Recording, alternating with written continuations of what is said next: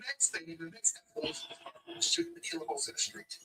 And eventually it's going to be plus 17 holes averaging. Eventually is what I call. But never that I ever expected to be right now so soon. And a white woman in that. And I don't mean harm. I'm not dead at street. I'm just so shocked that they did that to the white woman.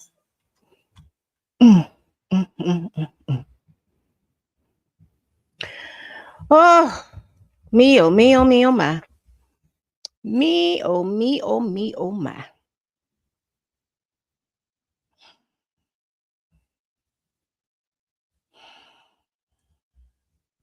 Y'all, there's too much stuff going on. Too much stuff going on.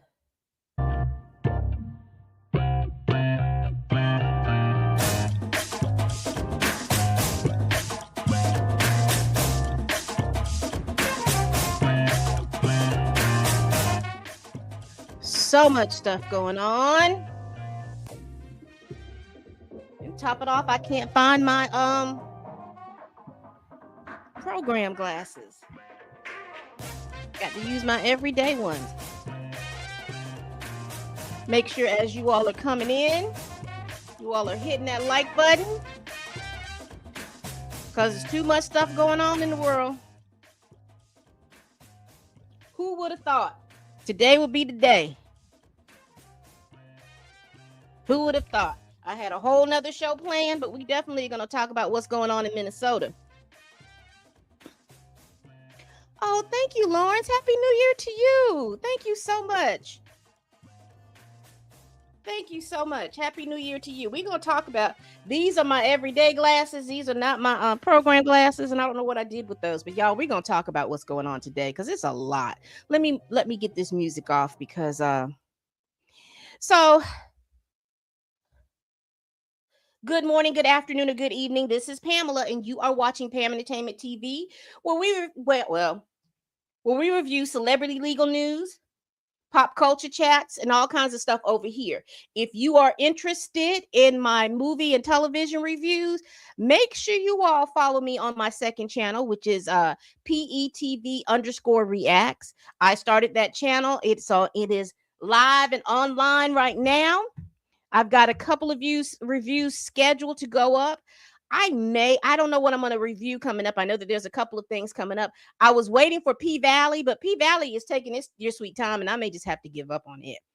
But again, if you are interested in those movie and television reviews, please hit my second channel, PETV_reacts. And while you all are here, please make sure you hit that like button, and please make sure you subscribe. Y'all, I'm still going to do the show, but I think I want to start off with this unsettling news and then get into the other stuff that I was going to do. So have y'all been keeping up with what's going on today? Have you all been keeping up with what's going on today, child? Apparently in Minnesota, a woman was pruned from the timeline. Now, it's all these different stories. There is a video going around on X. If y'all want to go see that video and come to your conclusions, you need to do that. That's fine. I'm not even here to argue any of that. What it is for me, and again, I'm talking from Pam Entertainment TV. Y'all, this is really getting serious. This left versus right, left versus right versus left, and the clashing of these ideologies, baby, we have seen today, and you know it's serious when they start pruning white women from the timeline. And I mean that with all sincerity and all heart. Because there has always been a time in history where white women were above reproach, regardless of what their views were. But honey, you know it's serious when they start pruning white women from the timeline. I'm sorry. It is what it is. You know it's serious when they start pruning white women from the timeline. Now, if you're not familiar, apparently ICE came on the scene of a street in Minnesota, And they're, you know, because there's always these watchers, these people that are watching for ICE. And apparently, I don't know if she was a watcher for ICE. I'm really not sure about all of that. All I know is they had pulled up on the street, and then she was in her car. She was turning to move. There was an ICE agent in front of her. There was an ICE agent on the side of her. They told her not to drive off. She drove off.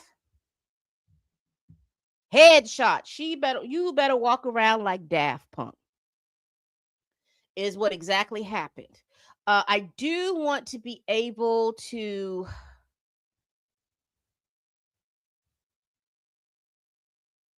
Oh gosh, they have the aftermath of all of this, because there was a press conference.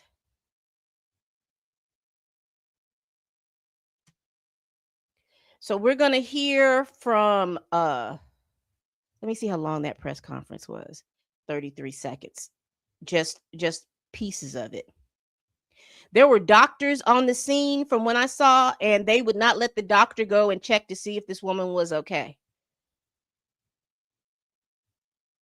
So you know it's something serious. Whew. Where did I have that press conference? Oh, okay. I'm sorry, y'all.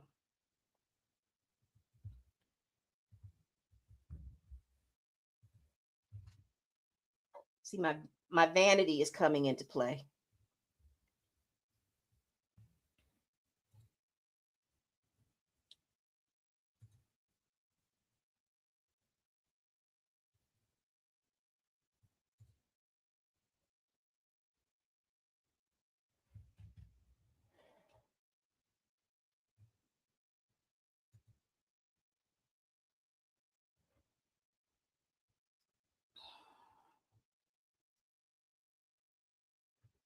Hold on. One thing I've noticed about TikTok, some of the things that you save, they seem to not want to save it again, because I can see all the foolishness I've saved, but the seriousness that I have and favorited, it's not showing up, which is sad. Hold on. I saw it on NBC News.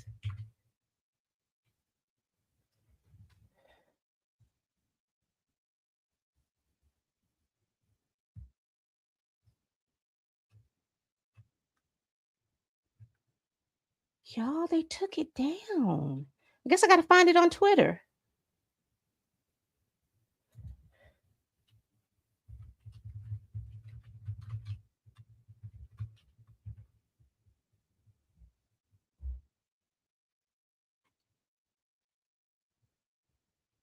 All right. I found it. So let me share my screen real quick. A mess. This is a mess. This is a mess.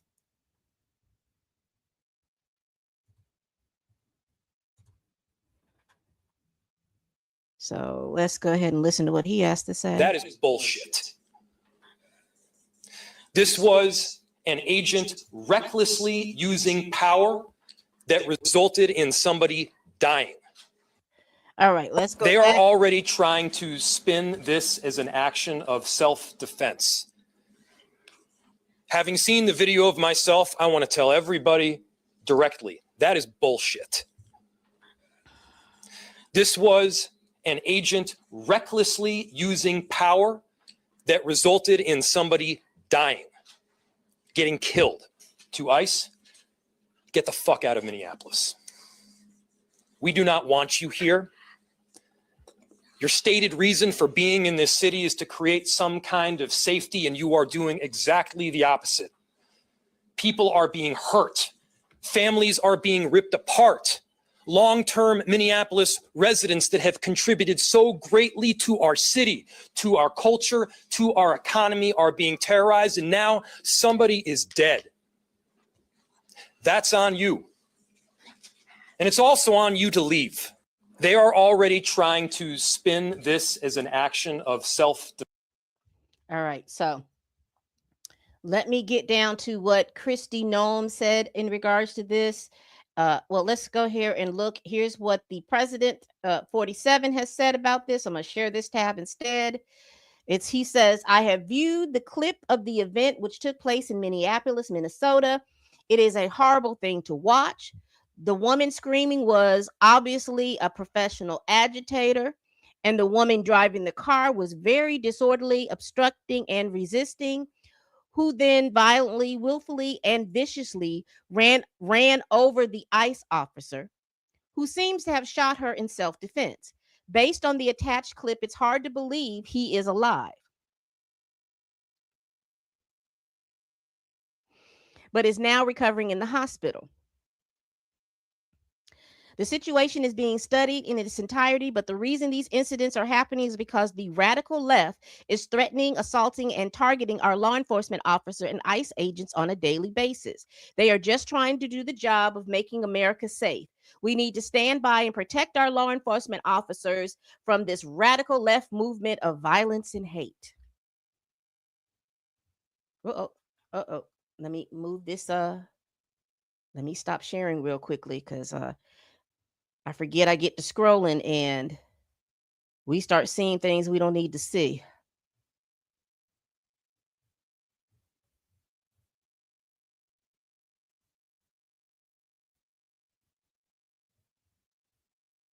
All right, let's see what she has to say.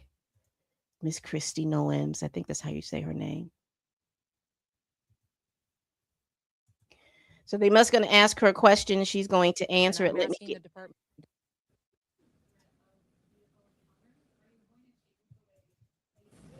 You know, people need to stop using their vehicles as weapons.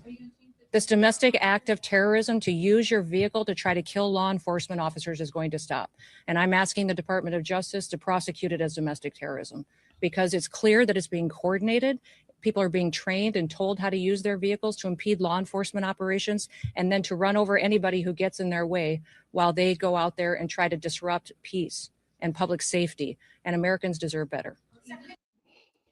Baby. Oh, I apologize. I get to scrolling and forget that you all are watching, especially stuff I definitely don't want you to see on my channel.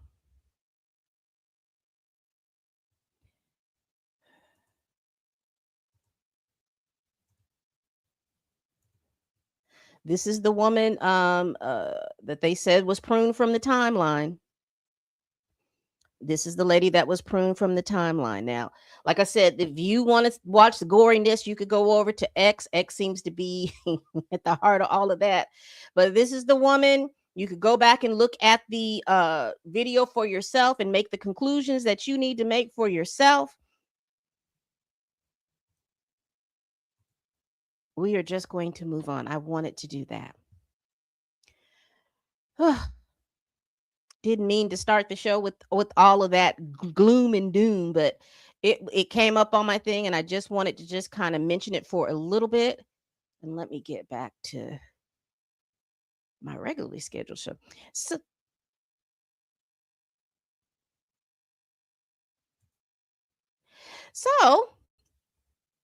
let's talk about some of the messy stuff that's been going on Black TikTok. So let me just set it up real quick. So apparently, if you're not Jamal Bryant, who is the pastor of New Birth, I think it's New Birth Missionary Baptist Church. I think that's what it is. New Birth over in Atlanta. The former pastor that passed away, he had a lot of allegations against him. I can't remember what his name. I could just remember what he looked like. I can't remember what his name. But anyway, Jamal Bryant took over that church. They installed him as the pastor of that church. If you're not familiar or don't know who he is the ex-husband of Giselle Bryant, who is on Real Housewives of Potomac. Her and him are divorced, and he has since remarried, and he is remarried to another woman.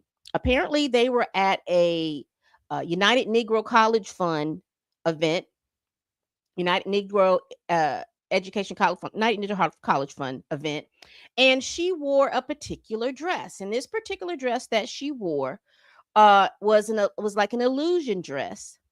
And what it was like a see-through dress. It gave the illusion that it was a see-through dress.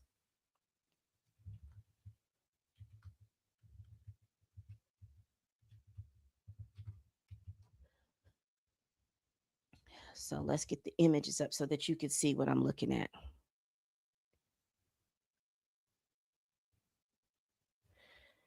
Oh, I just want a picture.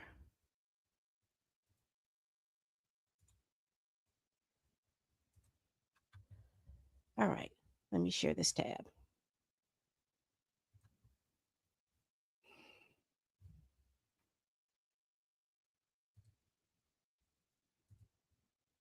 All right, so here's Pastor Jamal Bryant, and this is his wife. This is the illusion dress that she wore. Pretty dress, but there was a lot of chitter chatter in regards to this dress, mainly coming from the church, simply because she is a pastor's wife, and the dress is not in modesty. So we see the dress, and you see it's an illusion dress. It gives you the appearance of she is flesh, like she has skin. They say in the back it looks a little bit more risque, but again, baby, throughout all of TikTok here, Black TikTok, they were been talking about reviewing this dress, talking about levels of modesty. Is the church too worldly? All of these different things. That's what they're going on, and they were talking about, and this is what they were focused on. Modesty and how she could dress. However you fall on that line, I don't care. I truly don't care. But what's interesting, let me go back because I saw him.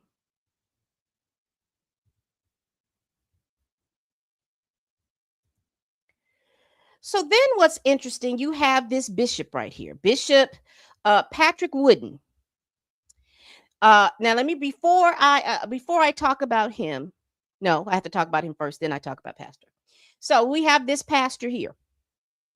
He gets up in the pulpit and then he says,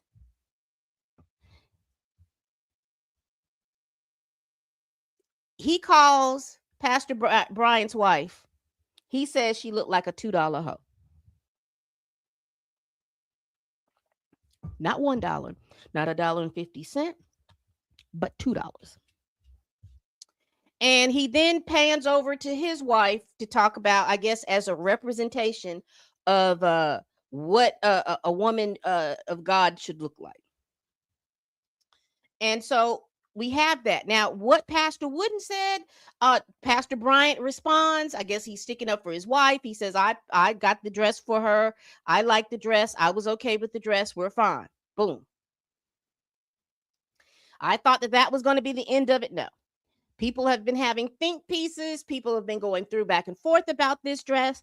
All of these little different things. And I will add too, I found out today that she herself has a doctorate in divinity. So she's had a ministry. I don't think that she's had a church, but she's had a ministry. So she's very, very well versed in Christianity. I'm going to say it like that. She's educated in Christianity.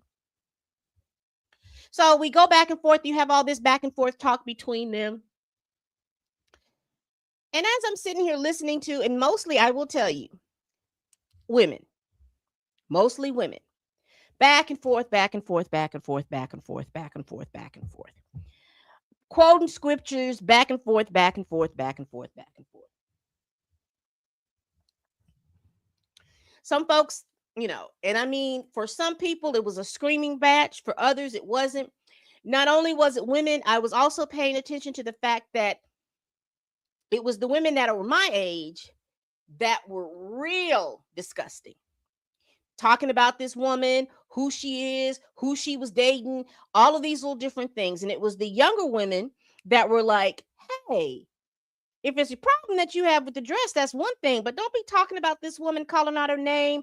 It was a whole back and forth. And I just sat back because at that point I was like, see, this is why the young girls don't like to listen to us, because we are up as an age group. And I'm saying we because I'm in this age group. We are out here talking and for some people, now mind you, these are supposed to be Christ-like women fussing and cussing and going off about this woman and her dress. And like I said, I stay out of that kind of business because that's not my business. I don't stay in those circles, so it's not my business. But it's always interesting to me. Oh, well, thank you. Welcome, welcome, welcome, welcome. And you all see, look at me. My level of vanity, because my glasses that I wear on the show that are just for the show, I can't find them. Hello there, Passion for Life. I'm so glad you're here, and I'm so glad you subscribed. So they're going back and forth with each other. And so there's these two dynamics. You have the younger women, and when I say younger, I'm talking about 30 and under, and then the older women, 31 and older, with their opinions about this dress. Then you have the saved versus the unsaved talking about this dress. Going back and forth, back and forth.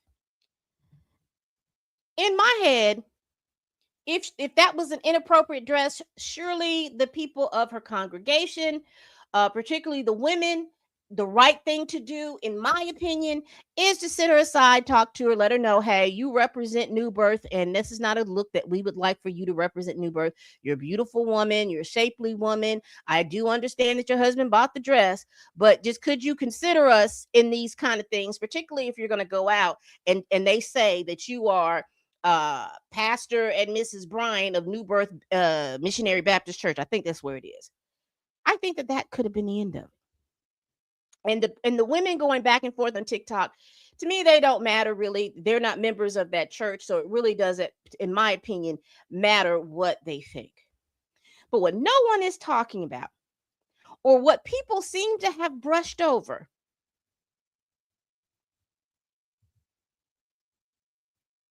is what Bishop Patrick Wooden said.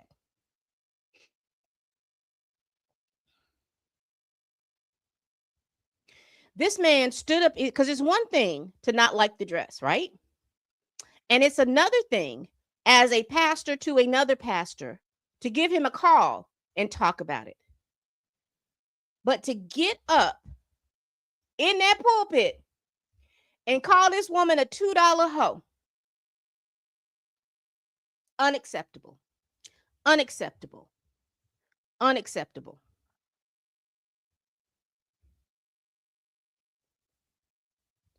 Unacceptable.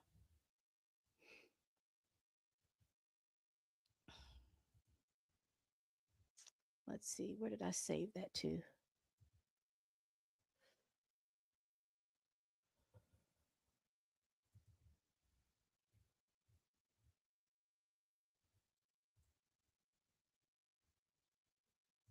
Unacceptable.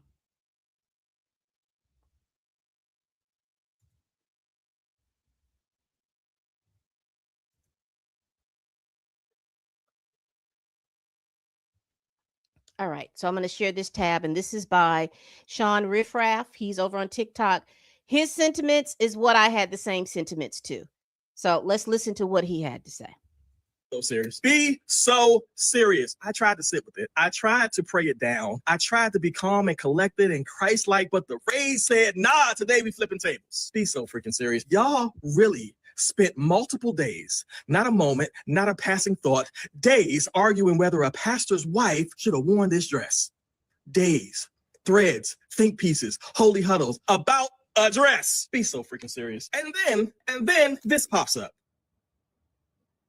Presented his wife like a $2 whore? Pause with that. Sit with that. A bishop, a leader, a man with a collar and a title looked at a grown woman and reduced her to a sexualized slur. Not a rebuke, not a correction, not a pastoral care, verbal violence. And some of y'all had the nerve to say, well, he was just holding standards. No, that was not holiness. That was entitled misogyny and a desperate need to use this woman for his personal attention. That was a woman being publicly humiliated so a man could feel morally superior. That was church patriarchy doing what it has always done best. Protect power by degrading women. Be so freaking serious. And let me say this so very plain. The misogyny embedded in church culture is so institutional, so structural, so normalized that you don't even clock it as sin. It's tradition. It's biblical. It's just how church works. You were raised in it, grew groomed in it, ordained in it. And here's the ugly truth. The church is one of the last socially acceptable places where women can still be openly policed. Their clothes, their tone, their bodies, their authority. It's still normal in 2026 for churches, denominations, and entire theological systems to say you can't preach here, you can't lead here, you can't pastor men, you can't sit in that seat, you can't touch that mic. Women can organize the ministry, women can fund the ministry, women can pray for the ministry, birth the ministry, but never lead the ministry. And the same systems screaming biblical orders somehow stay silent when women are demeaned and degraded and disrespected from the pulpit. Be so serious. Church is still the one place where women can get reduced to a single function of popping out babies and washing freaking dishes. Be fruitful, be silent, be submissive, be small, but let her be confident. Let her be grown. Let her be visible. Let her walk in the room knowing who she is. Now she's a distraction. Now she's out of order. Now she's making brothers stumble. No, she's making systems uncomfortable. And let me remind you of this. Jesus never policed a woman's outfit, but he did flip tables over injustice. Be so serious. It's 2026. Bombs have fallen on multiple countries. Children have been murdered in schools. Worshipers have been slaughtered in churches. Communities have been wiped out by violence, racism, greed, and empire. And the church said, yeah, but that dress though. Not why are women still unsafe? Not why are we still silencing half of the body of Christ? Not why does our theology keep producing harm? But was it appropriate? And that word appropriate ain't spiritual. It's strategic. It's control. It's patriarchy attempting to harness and manipulate biblical authority. It's fear pretending to be holiness. And this is why spaces like Talk at Church even exist, because we are done baptizing control and calling it God. We are practicing healthy, biblically grounded doctrine that empowers people instead of shrinking them. We teach faith through the doctrine of love, not shame, not surveillance, not spiritual abuse. And if you're tired of misogyny masquerading as righteousness, if you're done watching women get crushed so systems can stay comfortable, you can become a virtual apostle from wherever you are. Links are in my bio. And if this hit home, don't keep it quiet. Like, follow, and share it. One last thing. If the gospel needs women to shrink to survive, it's not good news. It's control. If a woman's outfit shakes your theology is fragile.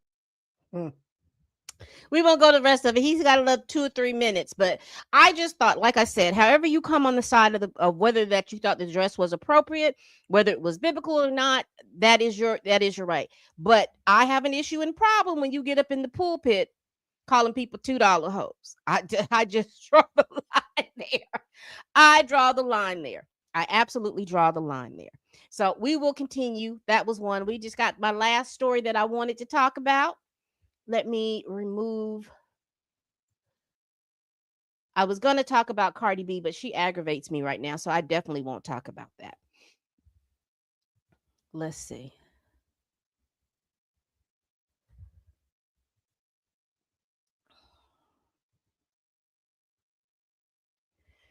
So I wanted to talk about this. The Critic Choice Awards came out the other day, and they had all the people that were nominated, and shout out to the people that won.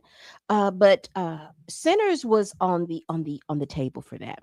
And what we have seen in regards to Sinner for the past year is that that Hollywood has not been favorable to Sinners, the IP, and all of that. Now, you first started seeing rumbles around that when Variety did an article back, because Sinners came out in April, and I think that they did that article in April. And they were talking about, this is when the big argument was going on about how much you have to make at the box office to be considered viable or to be considered your movie was a success.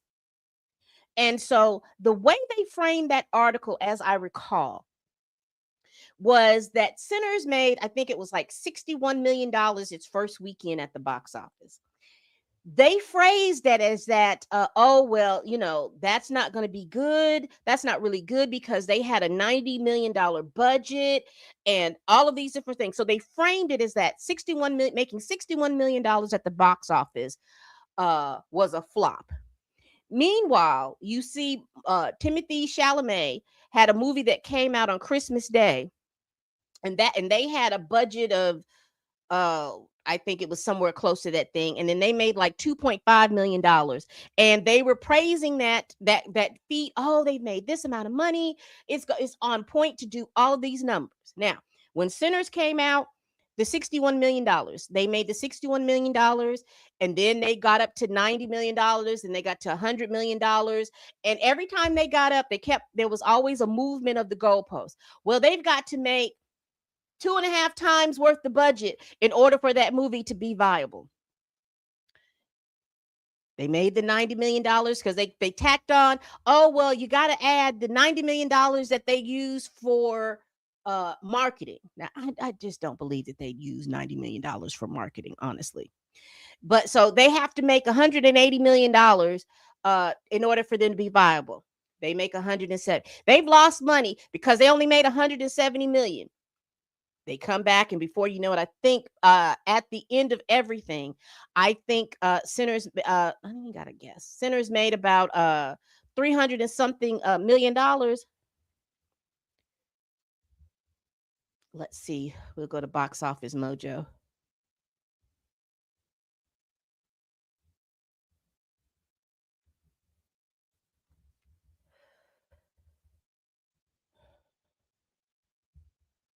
So as of, they made 3 because they did a re-release, and I don't know if they're adding that re-release in there as well because I don't see that they've done that. But anyway, Sinners made $368 million plus or minus off of a $90 million budget. And so people, they were trying to move that goalpost, but this is the issue that I believe that they had with Sinners. I think that Hollywood had an issue when everyone found out that Ryan Coogler worked out a deal to where after a certain period of time, and I want to say it's like 25 years, he is going to get the rights back to his movie, right? It's my understanding that they went apeshit about that. Oh my gosh. How can he do that? He's ruining cinema. He's ruining this, that, and third. He just made a good deal. This is a deal that I understand that possibly has been given to a good few. But I do believe that Quentin Tarantino got that deal. And there are probably other people, but he got it. It's a problem. So let me go back to Twitter.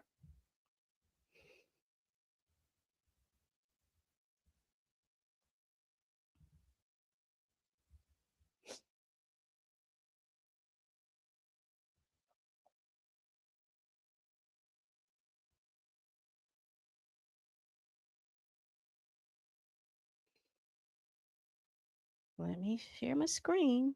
Am I not on the screen?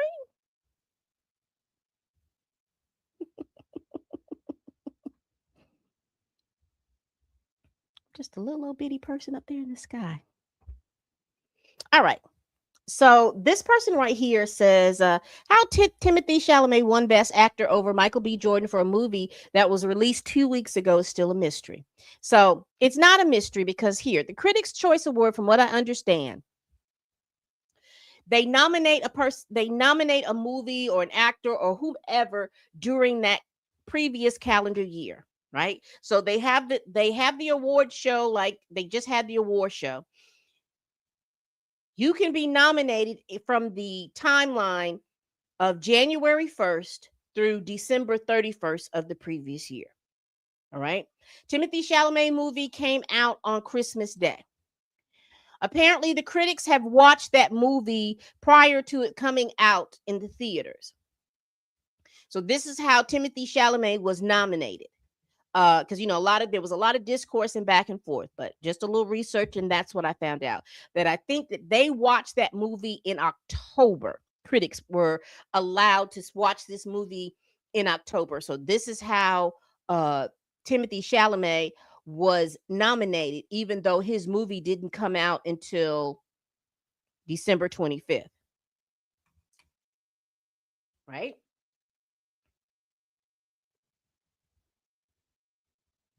Yeah. He was not a robot. How you doing today?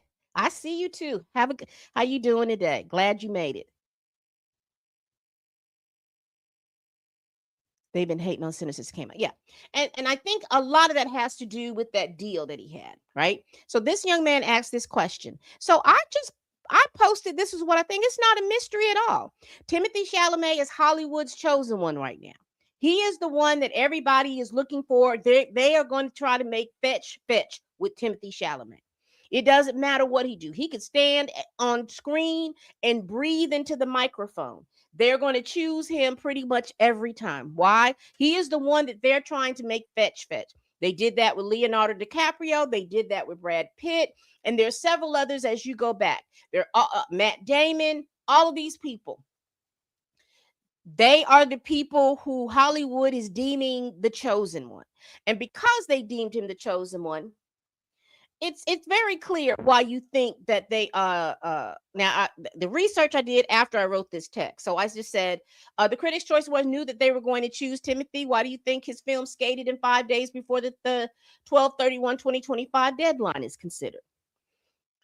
Hollywood, through Variety and other mainstream magazines, know Michael B. Jordan's performance was great, but make sure that they give biased spins on the film and its performance. And that has been happening all throughout. They have been giving biased reviews, bias, even though it has a 98 on Rotten Tomatoes. But if you read an article from Variety, Deadline, Rolling Stones, any of those things, Sinners is not in the conversation, even to the point that when they did 2025's best movies, Sinners was nowhere in the argument. Because nowhere in the argument, because in previous years the argument is, well, we do look at the box office numbers and how they do in the box office. Well, they made the box office numbers, they didn't do that. Well, we look for original movies and with original themes and stuff like that. Here you have a movie that is a genre bending movie. It goes to drama, it has horror, it has all those different things. This is how they're doing, right? Hollywood, who as a whole is salty about the deal that Ryan Coogler received for Sinners. So Hollywood feels that since Ryan Coogler will receive a total rights of Sinner after 25 years, then why reward the film for its excellence? Hollywood politics as usual. And because he's Black. All of those things.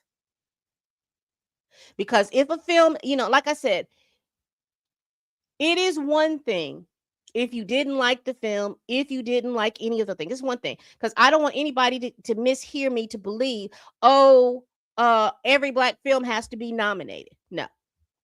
But what I do know is that if that film that's nominated, or if a Black person is nominated or wins a lot of accolades, it's always for a character that reinforces the biases of the whole community.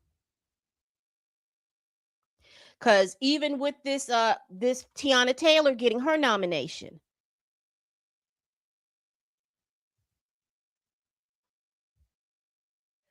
people went to go see that movie. That was not a movie that I was going to see, because from what people were telling me, every bias that folks think about Black women was seen to be portrayed. Nymphomaniac, sex maniac, putting her body out there to be used as a tool. She's sitting up here looking like she's 6 and 7 and 8 months pregnant, wielding a machine gun. No, absolutely not.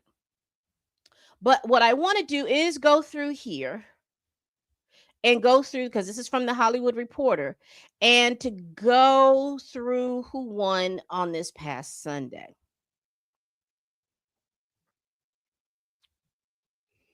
So let me share my tab here. And thank you all for coming, and thank you all for being in the live. I really do appreciate it. And if you like what you see, y'all make sure y'all hit that like button. And if I tickle your fancy so much, please make sure you subscribe. I really would appreciate it. And again, I have broken this channel up in two. And if you're interested in my movie and television reviews, please follow my channel, my second channel, which is PETV_reacts. Please follow that channel. I really, really would appreciate it.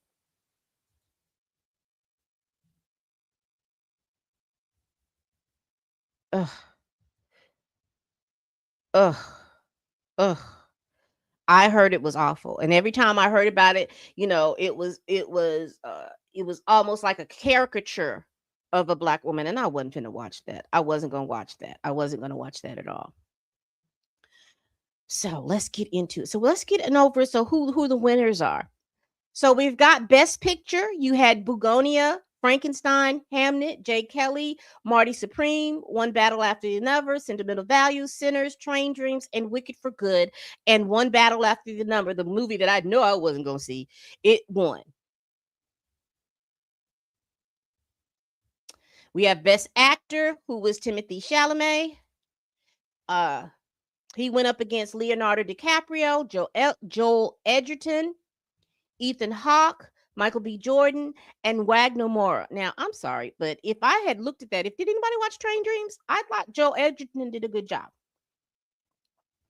Yeah, I was rooting for Michael B. Jordan because I root for people who are black, but he did a good job as well. I didn't watch Timothy Chalamet. I didn't watch this movie, but from the people who I know that saw it, they said that he did a decent job. Best Actress went to Jessie Buckley from Hamnet, Rose Byrne, Chase Infinity, Renee Resnick, Amanda Seyfried, and Emma Stone were also in the running as well. Best Supporting Actor, we had Benicio del Toro, we had Jacob Elordi.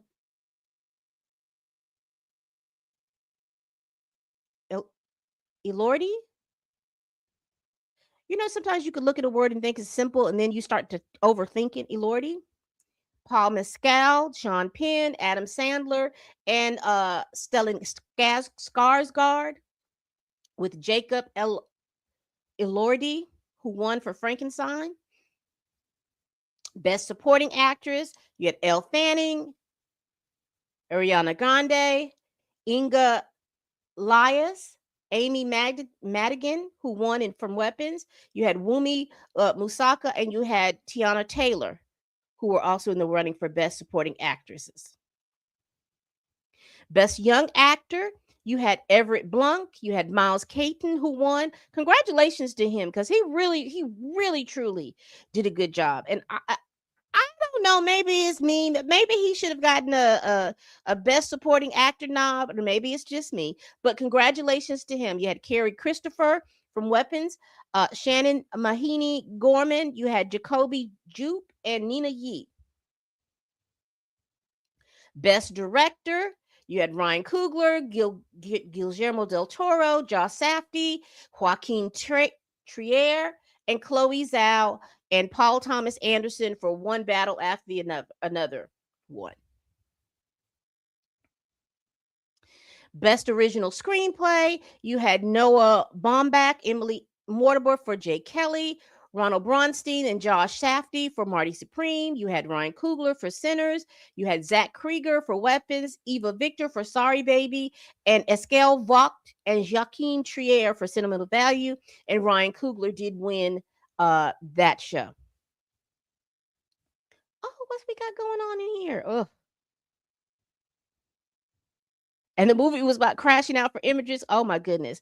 Oh, thank you so much. Congratulations, Q is not a robot for becoming a member of my channel. I appreciate it. I appreciate it. And if you too want to be a member, please sign up. Yeah. Miles did. He did for that to be his first acting gig. I think he did a really good job. He was around some heavy hitters with what's his name?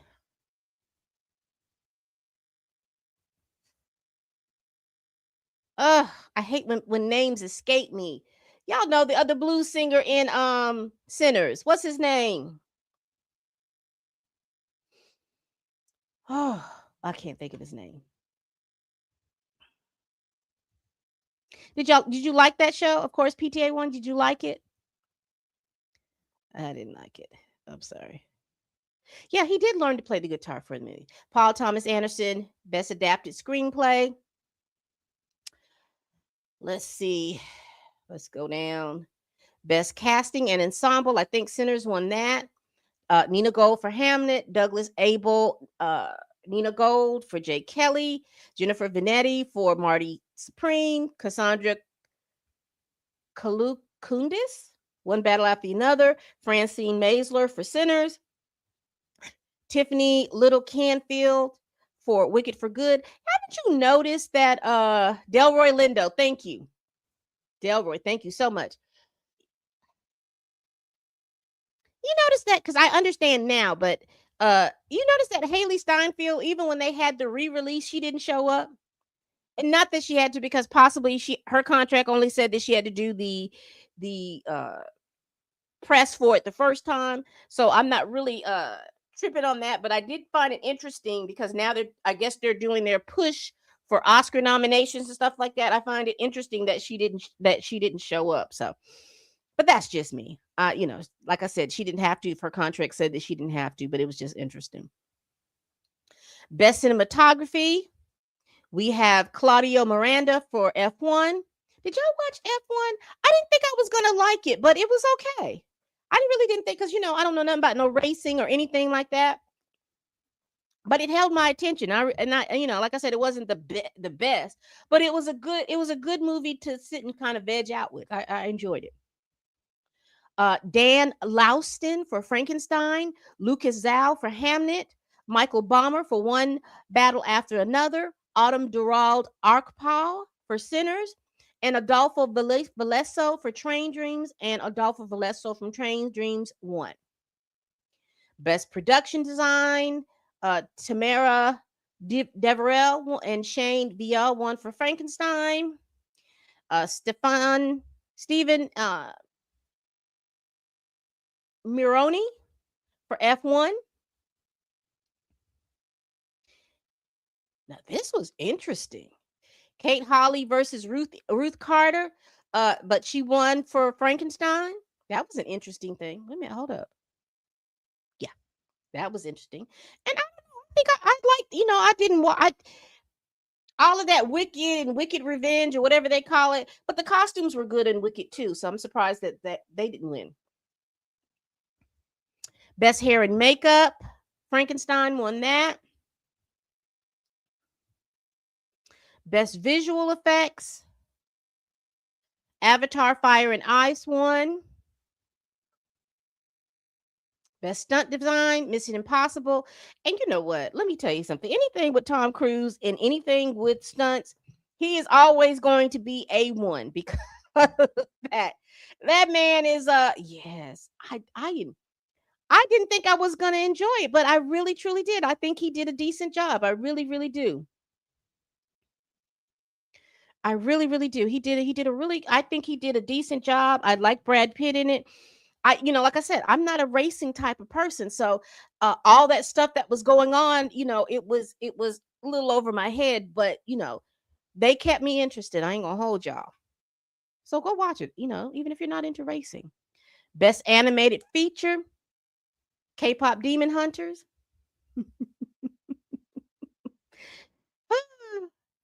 But it just kickles me. The Naked Gun. And I'm not gonna read any more into that because, like I said, I wanted to go over that. I think I have.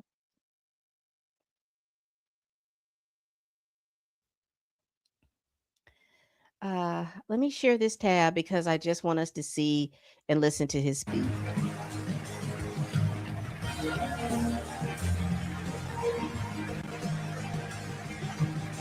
He's the it guy. Wow. Whew.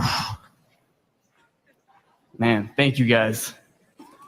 Wow. My fellow nominees, Leo, I'm staring straight at you, man. Joel, Ethan, we used to do table reads at Labyrinth Theater Group in New York. Ethan, Wagner, Michael, Joel. I don't think am I forgetting anyone? Help me. Who? And Michael, man, unbelievable. Just rewatched Sinners. Hadn't seen the after credit scene. I'm happy I stuck around the second time. I got a lot of people to thank. I don't know if I'll be up here again, so give me a second. Miyako Belizzi, Ronnie Bronstein, Eli Bush, Darius Ganji, Jack Fisk. And that's all I wanted to show y'all. He got his award. Let me move out of here. And let's see. And as I was perusing the interwebs, I came across a picture. It's actually a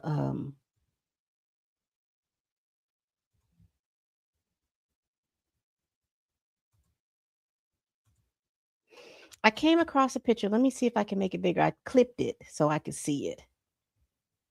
And I don't know if this means anything or not. Could something be at play? I don't know.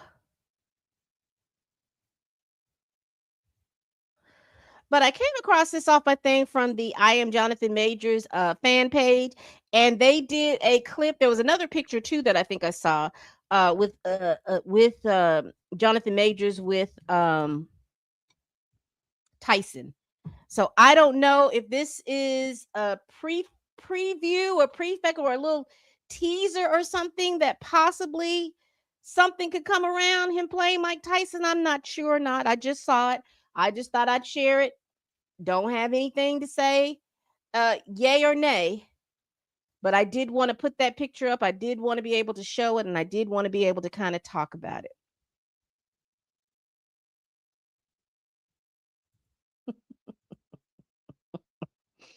Well, I think his girlfriend probably wanted to watch it. And that's all I'm going to say about it.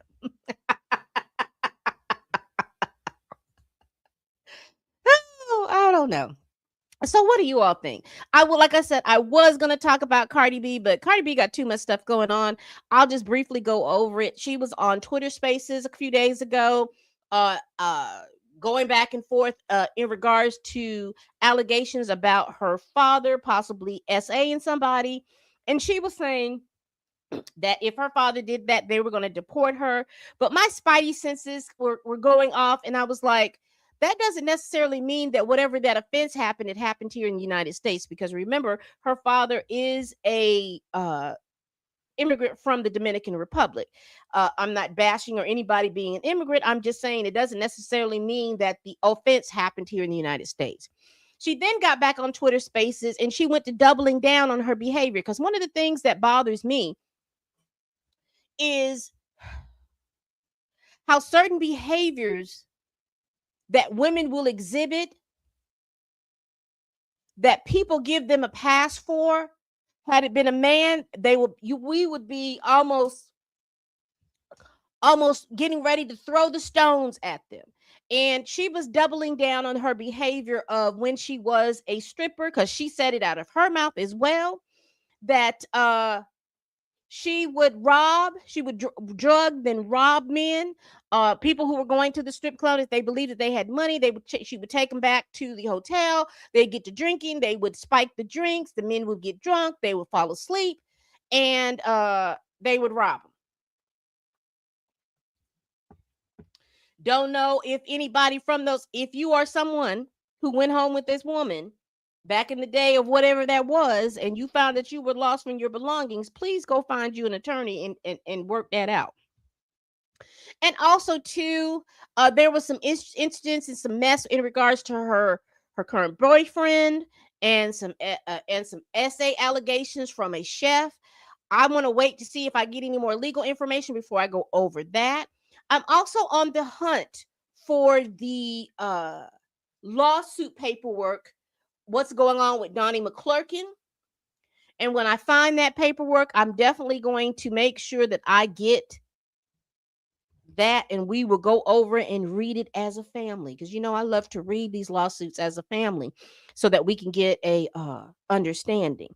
Because we just read, if you want to go back into my playlist, my legal celebrity legal playlist, we just went over the lawsuit paperwork of the young man that's suing Will Smith. I will tell you that maybe there's going to be some amended paperwork, because that's not reading that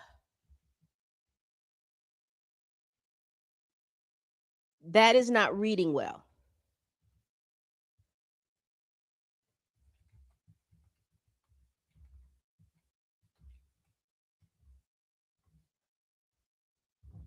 So we will see. Once I get, like I said, once I get my hands on that lawsuit, I definitely, we will go over and we will definitely read that thing. I'm going to check real quick to see if my connects have it.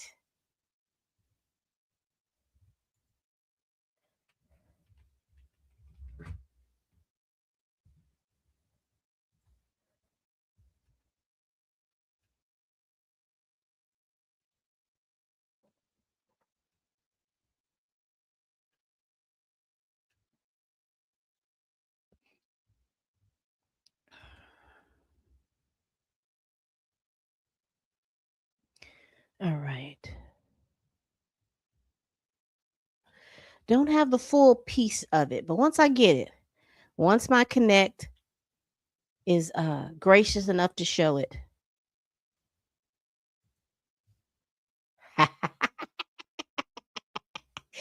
Yes, yes, yes, yes, yes, yes, yes, yes. Shout out to Document Tings.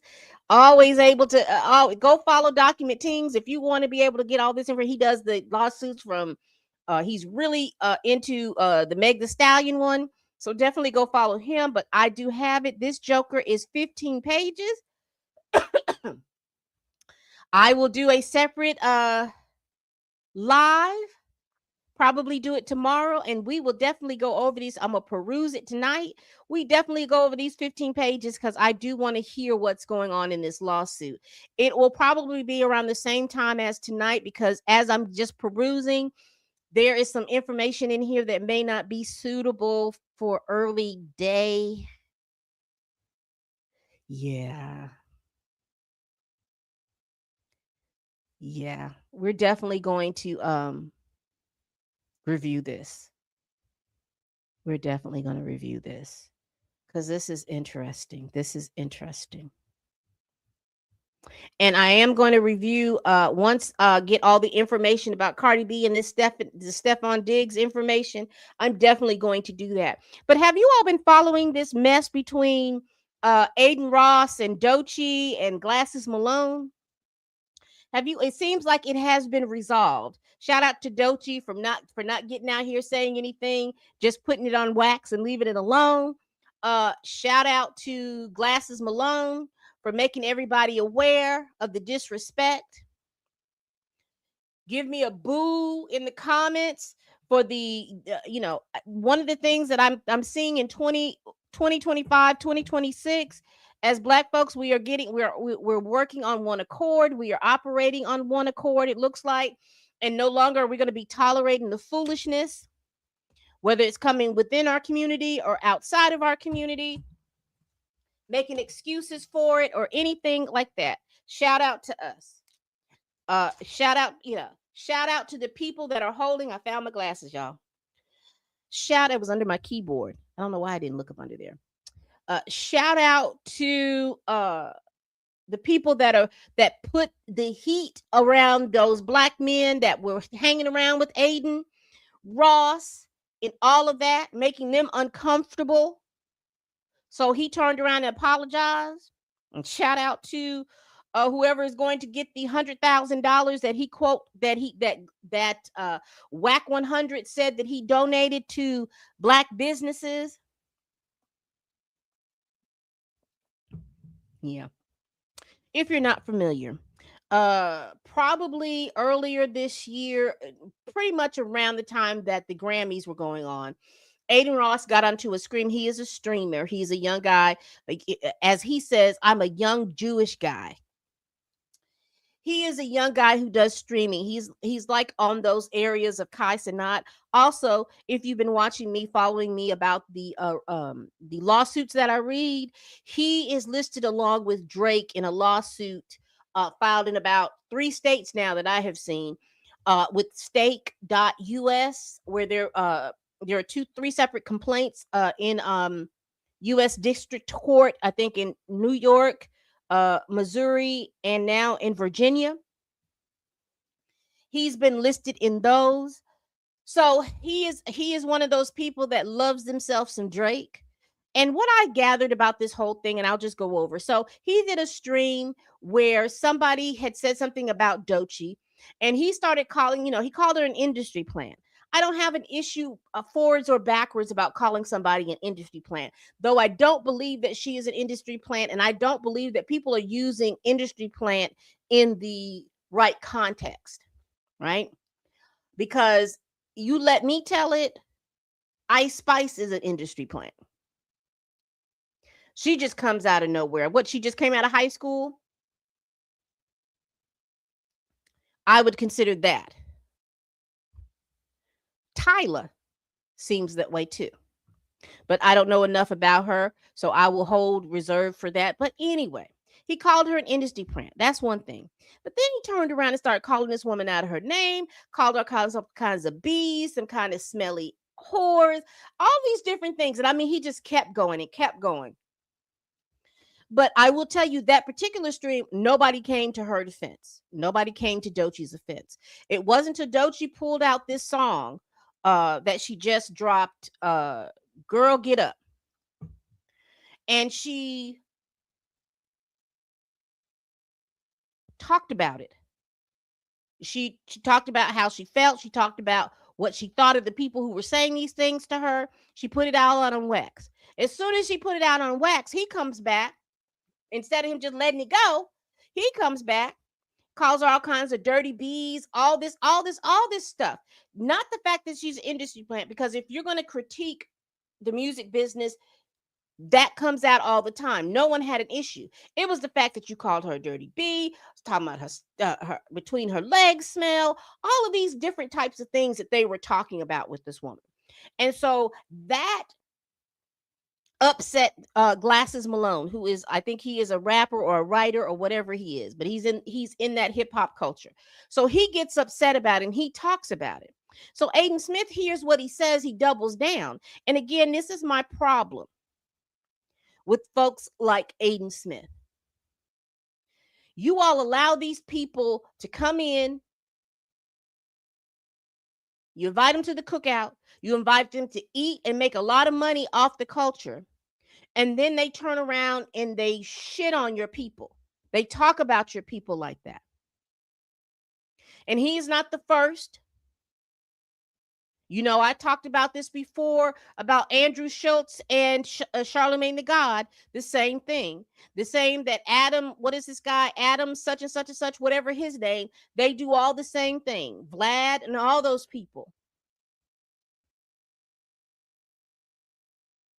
And y'all can get mad at me or not. I don't care. But a lot of times it's black men the black men around these men, white men, who allow them to say these things because of the fact that they want to move to a certain level or something like that, disrespecting people. And it's not just women, it's men too.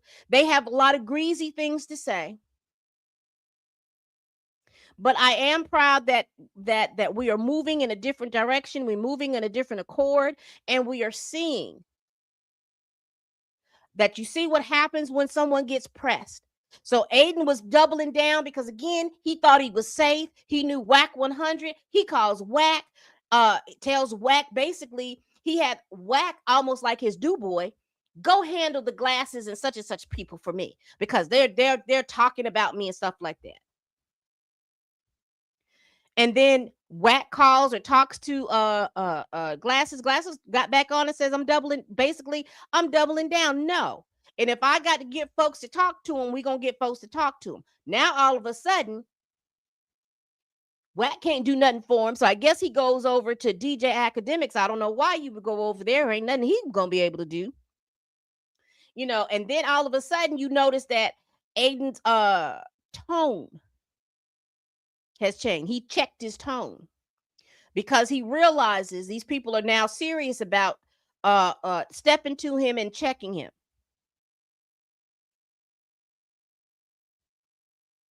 So shout out to them on that. Y'all, I'm just sitting here. I'm just thinking a lot of that needs to be done. Because it's one thing if you're critiquing the music, but you shouldn't be calling nobody out their name like that. Let me see what y'all are going.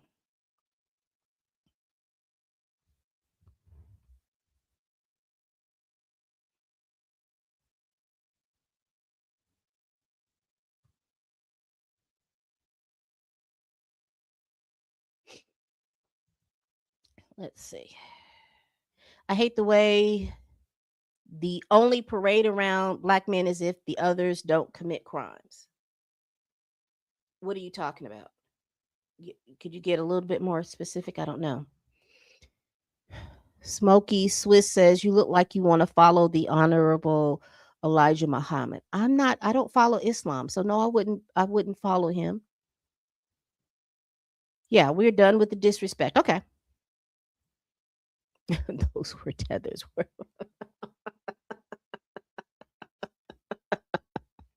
So are you saying that the guys that are hanging around Adin Ross that they were black immigrants is what you're saying?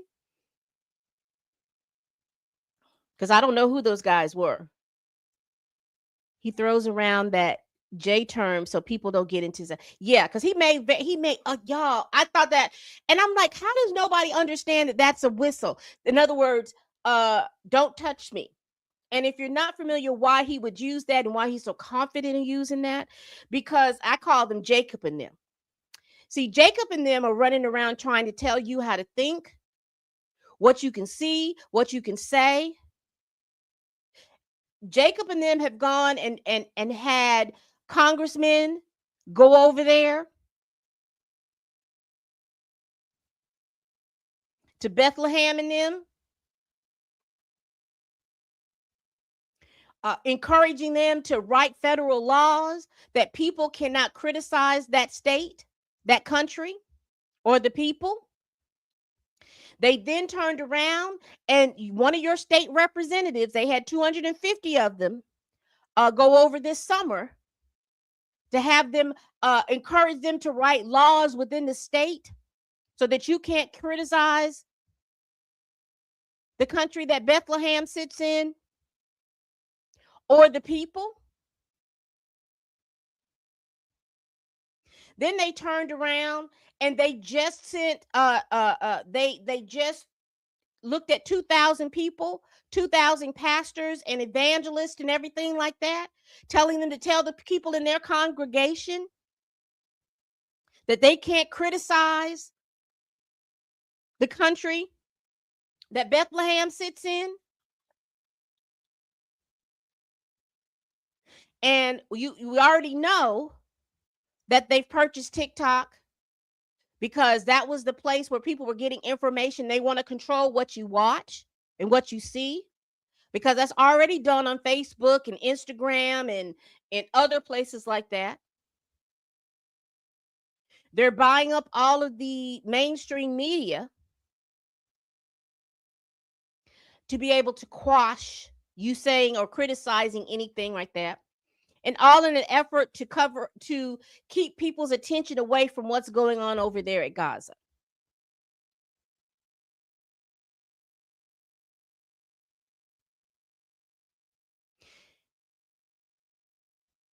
This is this is supposed to be the United States of America, and you're supposed to be able to have the free speech and the free press. But not when you've got people controlling it, and then they're actively, openly, and then they get no pushback from nobody.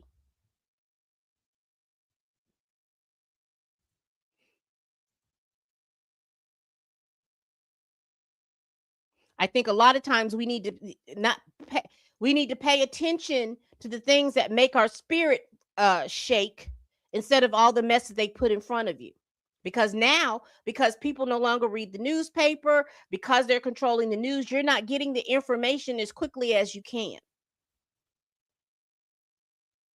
But yes, he throws around that term because he understands the state of what's going on. And the same with Drake. That's why Drake walks around here and does all the stuff that he needs to do. I'm sorry, because I'm just trying to figure out. Because if I'm just trying to figure out how in the world the only thing that she could do is put a booty in your face and then turn around and just shake it. That's all. Got you. Thank you for clarifying. I see what you're saying. Adin Ross. I said Adin Ross. He is a streamer. He used to be on Twitch, but they kicked him off of Twitch, and now he streams exclusively on Kick, from what I understand. Now, why they kicked him off? Probably his mouth. Oh, yeah. And then they want to turn around and talk about, I'm not racist. I don't see color. If you tell me, if I'm standing before you and you tell me you don't see color, you're a lie and the truth ain't in you. You're a lie. You're a lie. Hey, Andre.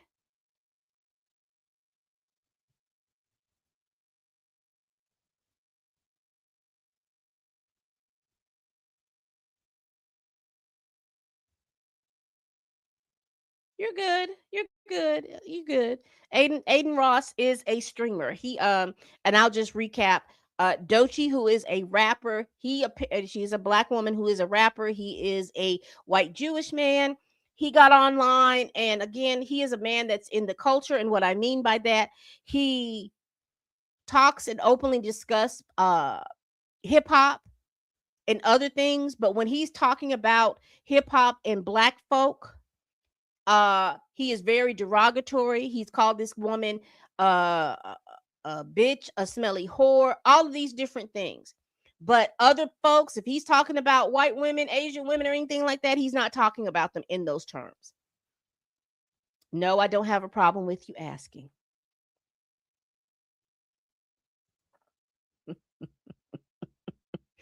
They've got a lot. They have a lot. And what's so sad is the fact that they are afloat by taxpayer money. The United States of America pays them $55 billion a year. And they use that $55 billion, part of it, to lobby all of these different entities to make sure that people do not speak bad about them. They use that $55 billion. You could go over there. You got free health care. You can get the pregnancy terminations. You can get all of this stuff. Your taxpayer dollars can pay for that. You know, they have universal health care. They have all these little differences. They have leave for men and women, maternity leave for men and women, 8, 10, 12 weeks at a time. We don't have all these different things that they have over there. We're paying for it, but they won't even allow a daggone subsidy for health care. You can't even get universal health care, and everybody's like, oh, well, you don't want it. Listen, you won't go to the doctor. You go to the doctor. Because everybody that talks about universal health care in other different places, they talk about preventative measures. But we don't want that because of the fact that the way that they genetically modify our foods,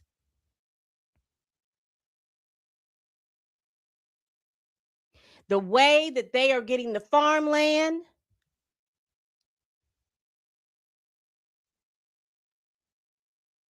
we don't want a whole lot of things because what they said, people who control your food control your life. Which app? Which app? Because I think TikTok is supposed to go down on the 19th because they're supposed to do something, and then they want you to go and get the new TikTok app. I'm not getting the new TikTok because once it's gone, it's gone. Oh yeah. Oh yeah. And then they've got it to where they come over and try to tell you they're going to all these little different entities using the money that taxpayers give the government to run and fund the government. Because it seems like everybody eats off the United States of America except for the Americans.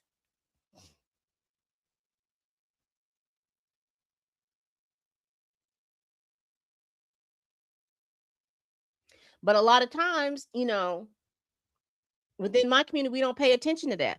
And that's why I said in one of my last pop culture cat lives is I'm hoping that these gender wars are over with. You can't go into 2026 about that. We need to be standing on business. We need to be doing all the things that we need to do to pay attention. We have to pay attention to what's going on. You can't be sitting up here worrying about a doggone Birkin bag and who's going to let you into the Hermes store and if Gucci is going to you don't have no time to worry about that stuff. People hurt. You don't have no time to be getting all in our feelings, because I know that we are an emotional people, and I love that about us. I love us, good, bad, or indifferent. But we can't focus on that. Not when you've got Jacob and them going to all entities of our society, trying to get laws and things passed to keep us from saying what we need, because it starts with them and it's going to continue to something else.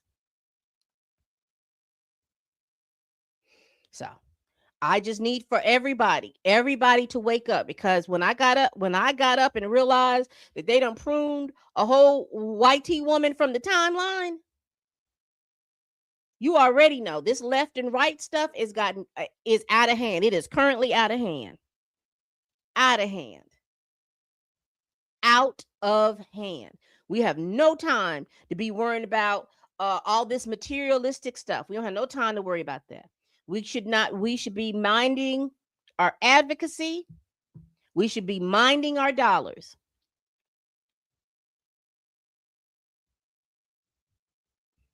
You don't have to have new clothes every season.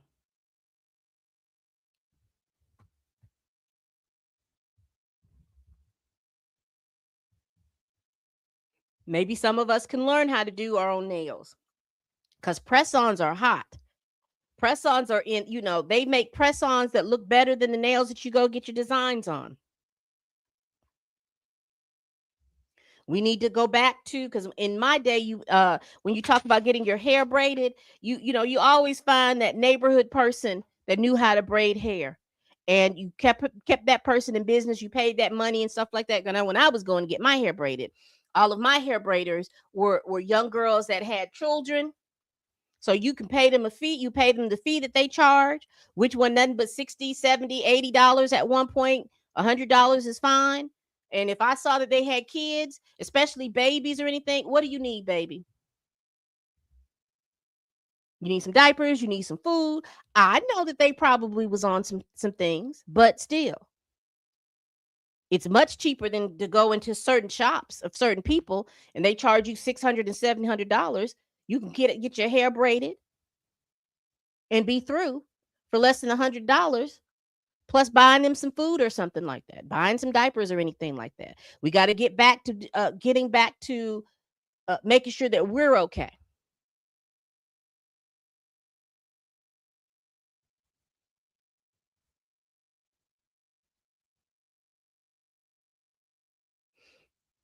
It's perfectly fine to have a used car.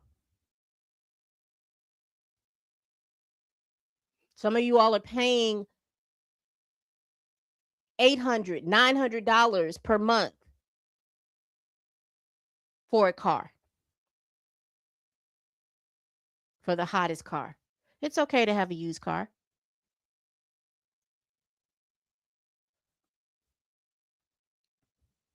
It's okay to go in with your family to buy a home.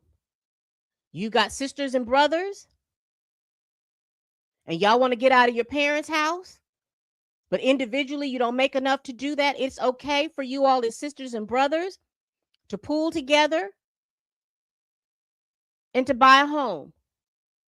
2 or 3 of you all find a home that's 3 or 4 bedrooms and buy that home. Start a home. It doesn't matter. It's okay to do that.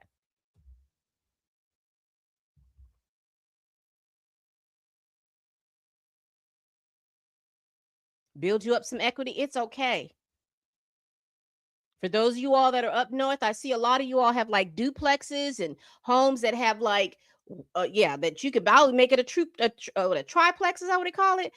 You can live on one side, you can have a tenant on this side, and you can have tenants down in the basement. Like I said, you can go in with your brothers and sisters. If the basement is the bigger place, you can work that up. Each one of you all have a room and you can rent out the top. It's okay.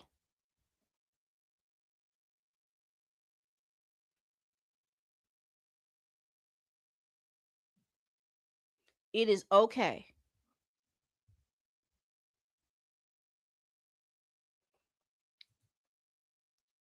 Okay. Okay. Paid off car is a wonderful thing.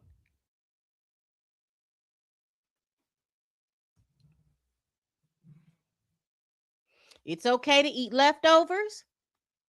Y'all call it meal prep. It's okay.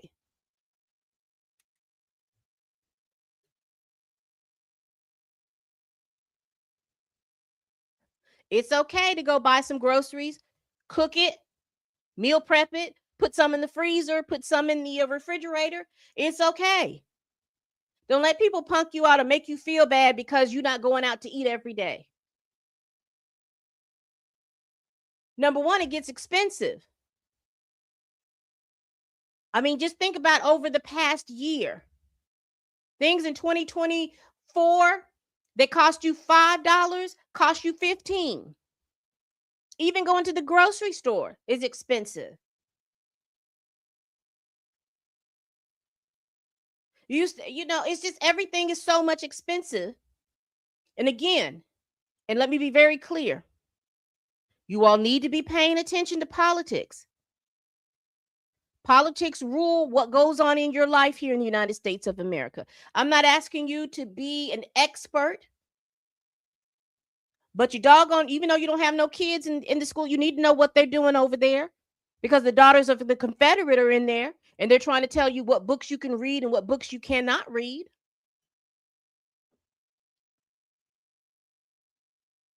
You need to know what your local and state legislating the laws that they're passing.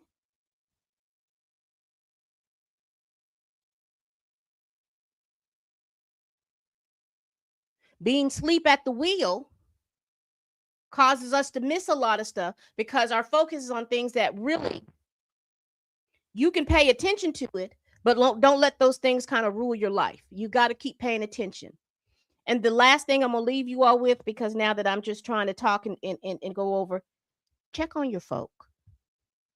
Your family is your family. I know some people don't have good relationships with some of their family members, but the people that you do have a good relationship, check on your people. Check on your strong friends.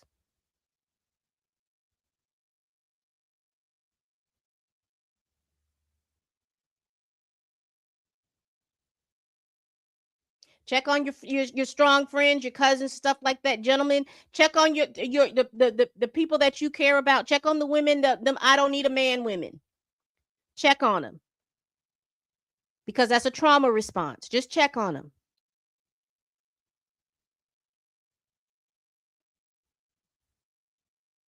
Ladies, you're strong and silent type gentlemen, check on them.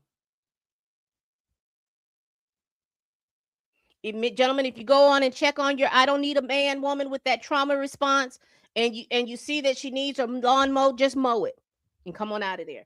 Ladies, if you go check on your strong silent type men and you go over there and it looks like they ain't got no food in the house, give them something to eat. Check on your people. Take care of your people. Because again, today's incident is showing me that it's gonna get dark before we see the light. And if it gets dark, you need to make sure that you have your people. Check on your people. Now, I'm not telling you to go through the storm and go through people who have caused you issues and problems and trauma. I'm not talking about that, because family is not only blood, family can also be friends. Check on your people.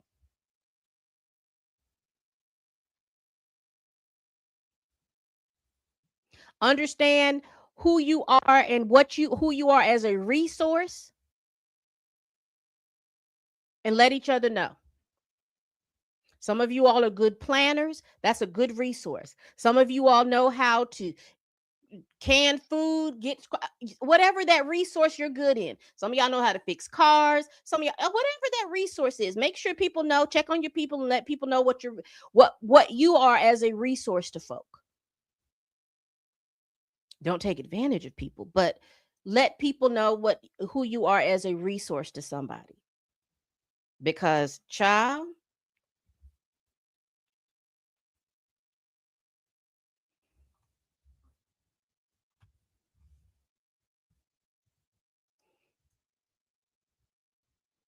If they shooting white women in the street, and they are the most protected in this country. Whether you want to, say I'm talking racial or anything, I'm just saying if they're doing that in the street and nobody is batting an eye, baby.